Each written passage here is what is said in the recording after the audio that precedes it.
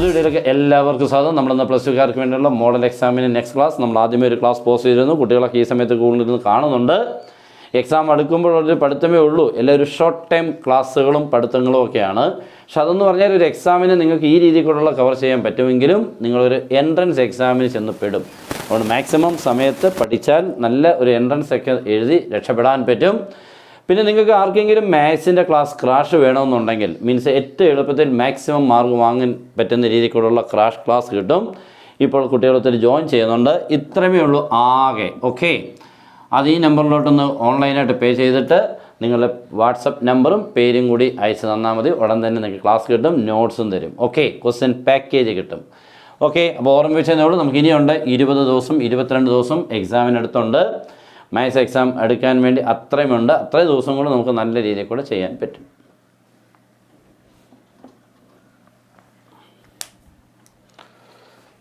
നമസ്കാരം. മറ്റൊരു പുതിയ വീഡിയോയിലേക്ക് എല്ലാവർക്കും സ്വാഗതം. നമ്മളിന്ന് പ്ലസ് ടുക്കാർക്ക് വേണ്ടിയുള്ള മോഡൽ എക്സാമിന് നെക്സ്റ്റ് ക്ലാസ് ആണ്.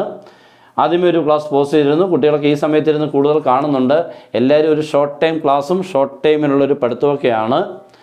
പക്ഷേ ഇതൊക്കെ ഈ ടൈപ്പ് എക്സാമിനൊക്കെ പാസ്സായി പോകാമെങ്കിലും നമുക്കൊരു നല്ലൊരു എൻട്രൻസ് എക്സാമൊക്കെ എത്തുമ്പോൾ ഈ രീതിക്കുള്ള പഠിത്തം പോരാ.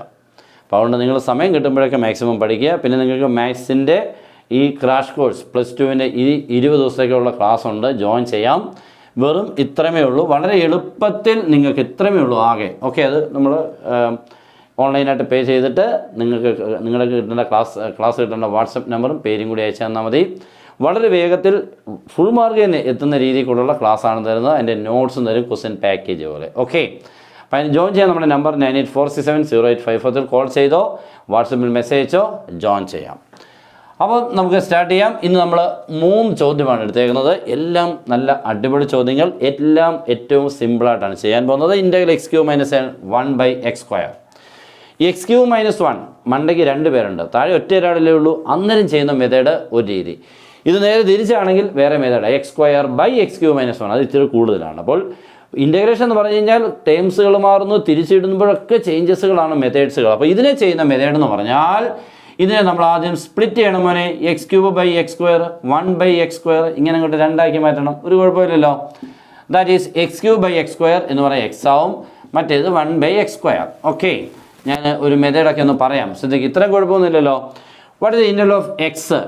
എക്സിന് ഇൻ്റഗ്രൽ 1 എന്നൊന്നും പറയല്ലേ, ഒത്തിരി പേര് പറയും. What is the integral of x? 1 എന്ന് പറഞ്ഞാൽ ഡെറിവേറ്റീവാണ്. എക്സിന് ഇൻ്റഗ്രൽ x²/2. ഓക്കെ, ഇനി -1/x². -1/x² എന്ന് പറഞ്ഞാൽ അത് 1/x-ൻ്റെ ആണ് കേട്ടോ, ശ്രദ്ധിച്ചോണം. -1/x² എന്ന് എവിടെയെങ്കിലും കേട്ടാൽ അതിന് ഇൻ്റഗ്രൽ ആരാണ്? 1/x. സിമ്പിളായിട്ട്, പക്ഷേ നമുക്ക് ഓർക്കത്തില്ല. ഇനി ഇല്ലെങ്കിൽ ഇനി ഇത് അറിയാൻ വയ്യെങ്കിൽ ഈ x² മണ്ടയ്ക്ക് കൊണ്ടുവരുമ്പോൾ x⁻² ആവും. x⁻²ന് x⁻² +1/-2 + 1, x⁻n+1/n+1 അപ്ലൈ ചെയ്യണം. ഓക്കെ, അല്ലെങ്കിൽ ഡയറക്റ്റ് നമുക്ക് ഇങ്ങനെ എഴുതാം. ഓക്കെ, അപ്പോൾ നിങ്ങൾക്ക് കുഴപ്പമില്ലാതെ കിട്ടിയല്ലോ.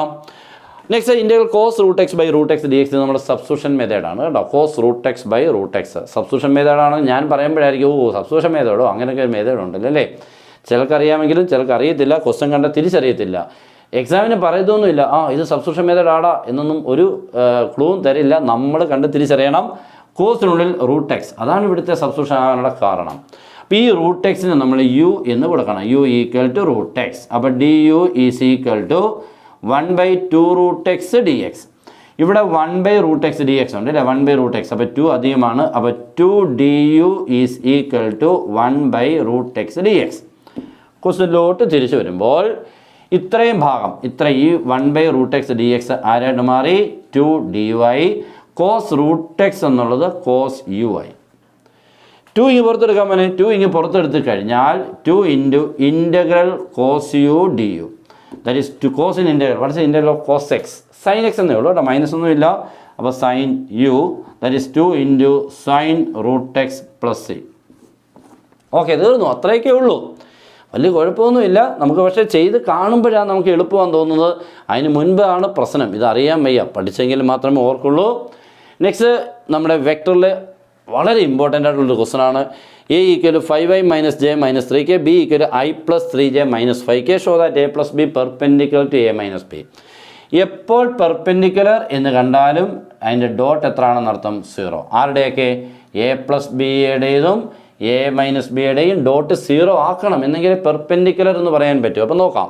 അപ്പോൾ ആദ്യം നമുക്ക് എ പ്ലസ് ബി ചെയ്യാം. എ പ്ലസ് ബി എന്ന് പറയുമ്പോൾ 5i minus j minus 3k plus I plus 3j minus 5k.